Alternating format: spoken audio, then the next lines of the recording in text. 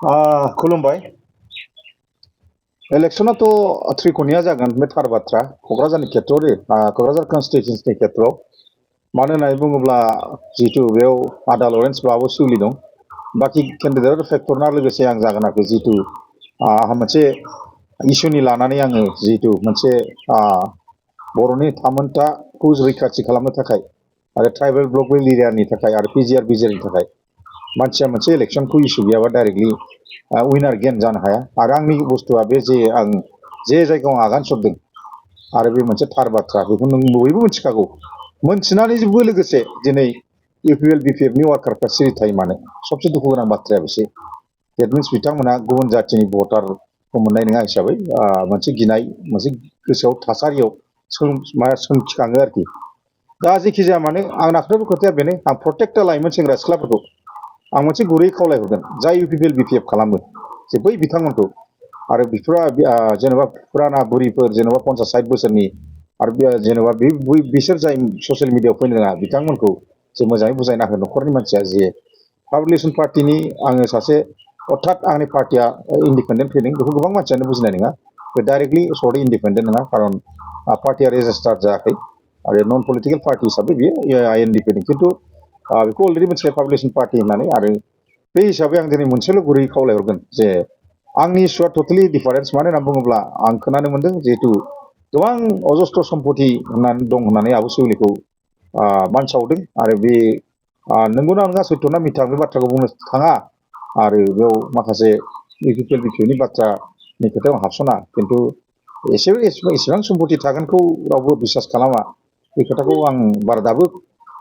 थार मोनथिनो मोनाखै आरो लोगोसे आङो नैबे बाथ्राखौ बुंगोन आरो आंहा सोरनिबा सम्पतिनि बाथ्रा आरो सोरबा इउपिपिएलनि बाथ्रा आंहा बेयाव जेबो फैनांगौ खोथा गैया खिन्थु वारिस बिथांमोनखौ आं मोनसेल' दुखु फोरमायदों खारन मानो थाखाय दिनै सिक्सुवेल ट्राइबेल ब्लक एरियानि ओंथियाव मानो फंसे बाथ्रा बुङाखै दा बे खेत्र'यै आंहा दृढ़ बिसास जे प्रत्येकटा लाइमोन सेंग्रा सिख्लाफ्रा लोंहोर फैनानै आङो नैबे खेबसेयाव भटखौ 100% निश्चय आसा खालामो खारन जोंहा मोनसे ट्राइबेलनि रैखाथि रक्षना बेखना होनो थाखायसो जे आं बेनि थाखाय उच्चेदनि खोथायै नांदों दिनै मोनसे खोथाखौबो जोबोद गोनांथि जोंनि थाखाय लाइमोन सेंग्रा सिख्लाफ्रा नुनो मोन्दों जे एबार प्रत्येकटा क'क्राझार कनस्टिटुयेन्सियाव गेलेनो थाङो होनब्लाबो सबसे आं यंगेस्ट केन्डिडेट जागोन बे स्पष्ट खोथा खारन आङो 40 बोसोर थाङाखै 40 बोसोरनि खम आरो बे हिसाबै आं मोनसे जोबोद बे गेमाव ओरैबायदि इन्टारेस्टिं बायदि मोन्दों जिहेतु जे आदा लरेन्स बा आब' सिउलिनि गेजेराव हाबसनदों गावखौनो मोनसे भाग्यवान सानदों मानो होनना बुङोब्ला खारन बिथांमोनहा 100% गाज्रि जेनगोन आरोखि आंजों बे 100% निश्चय आंखौ मिथिदों बिथांमोनहा जाहैबाय सोरबाबा थाखा फैसा जरदार राजनिति खालामनो सानो आरो सोरबाबा गावनि लबा लाबनि थाखाय राजनिति खालामनो सानो आंहा बेफोरबायदिजों जेबो आं बुंनांगौ बाथ्रा गैया खिन्थु आंनि नैबे खारना दिनै राजनिति गेलेनायनि खारना जाहैबाय एटलिस्ट आं पिजिआर बिजिआर बा बर'नि थामोनथायखौ रैखाथि खना बेखना होनो थाखायसो पाब्लिक रिलेसन पार्टिखौ दिनै दानाय जादों खारन गोबां मानसियानो बुंदों जे आदाया इउपिएल बिपिएफआव थामोन खिन्थु आं दिनै मोनसे बाथ्राखौ स्पष्ट क्लियारलि होगोन जुदि आं इउपिएल बिपिएफआव थायोमोनब्ला दिनै आं बेबायदि फ्रिलि इन्डिपेन्डेन्ट आं जेखौ आंनि गाज्रि मेगननि नोजोराव गोलैदों आं बे बाथ्राखौ बुंनो हानाय नङा रायजो राजाफोर गतिके बेनो जाय इउपिएल बिपिएफ खालामो बिथांमोना बुजिनो सेस्था खालाम आरो आं मोनसे जिनिसखौ गोबाङैनो नुदों जिहेतु आब' सिउलिजों गोबाङैनो महिलाफ्रा खारफागासिनो दङ आरो बेनि गेजेराव आब' सिउलिया दाख्लैसो बे बाथ्राखौ बुंदों आब' सिउलि महिलारिया मोनसे बाथ्राखौ बुंदों जे आंहा हौवासाफोर गैयाब्लाबो आं देरहानो हायो जुदि हिनजावफ्रा राइट्स लुबैयोब्ला खिन्थु बे मोनसे असंबिधानिक बाथ्रा बुंनाय जादों आब'आ आं बेखौ खाबजानाय मोनाखै आरोखि बे खेत्रआव जेखि जाया मानो बे जेखि जाया आं बेखौ जेबो बुंला खिन्थु मेन खोथाया जाहैबाय आङो सोरबाखौ बुंनांगौ बेक्तिगत डाइरेक्टलि एटेक खालामनांगौ गाज्रि बे आंनि दायित्व नङा आं मोजांनि लिडारा मालाबा डाइरेक्ट बेबायदि खालामा खिन्थु वाइरिस आंनि खोथाया जाहैबाय बेनो ओरैबायदि एफेक्ट गोलैगोन बेनो आंनि पजिसना जे मोननैखौबो आं गेजेराव थुब्ला गुलि गावखनानै थांनो हागोन आं बुखावनानै नावखौ मानो होनना बुङोब्ला बे आं जि इस्युआव नांगासिनो दं बे इस्युआव बिसोर माब्लाबाबो आगान सुरनो हाया बे स्पष्ट खोथा आरो बिथांमोना जुदि बे बाथ्राखौ जुदि आगान सुरनो गोसोब्ला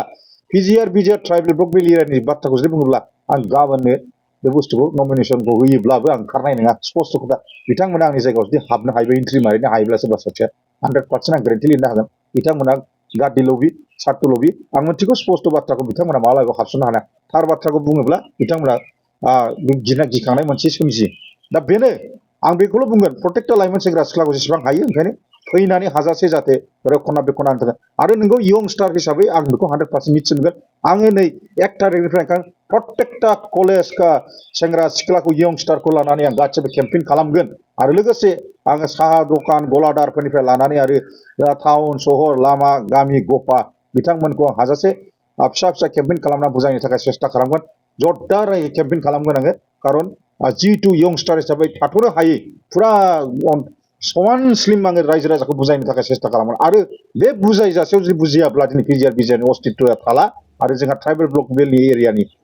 अस्तित्वआ थाला एकमात्र बिनि खोथाखौ आं मोनसेल' सोंगोन सेथि नाम्बाराव दिनै बिपिएल बिपिएफ मानो थाखाय दिनै अना जाथिनो मानो थाखाय दिनै लेन्ड राइट्स पावारखौ मानो थाखाय होनो नागिरदों day by day tribal block बेल एरियानि हाखौ बिसोर पाट्टाखौ होनायनिसो आरम्भ खालामबाय डेट मिन्स बेनि थाखाय सबसे गिदिर इस्यु लागोन आरो 100% बे इस्युखौ लानानै आं देरहागोन बेखौनो माबा रावबो बेखौ आं सानो रायजो राजा बुजियोब्ला अनसायगोनखौ 100% आं बेखौ बिसास आरोखि बेनो आंनि बुंनाय बाथ्रा बेसेबांसो भट मोनना नोंथाङा देरहागोन होनना सानो बे खोथाखौ आं दा बुंनाय नङा खिन्थु आं दासिमबो जिहेतु बुंनो थाङोबा बेनो